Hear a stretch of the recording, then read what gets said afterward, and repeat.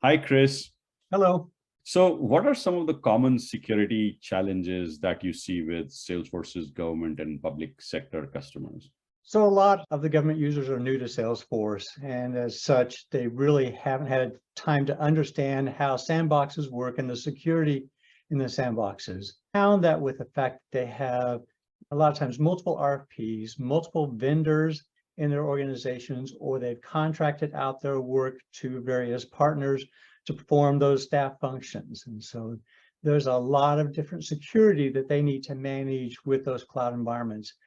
Along with that is then just keeping their data safe and secure with all the sandboxes, because you are handing out sandboxes to each of the vendors so that they can work in isolation. Just a lot of challenges around that. That's a really good observation.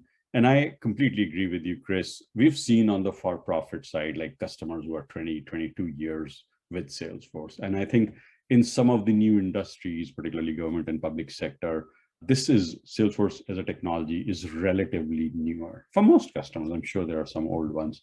And so there is definitely a learning and adoption curve that these customers are going through. And I know you and Claris do a lot of work in that space. I'm definitely looking forward to our conversation in the webinar. Thank you so much. Thank you.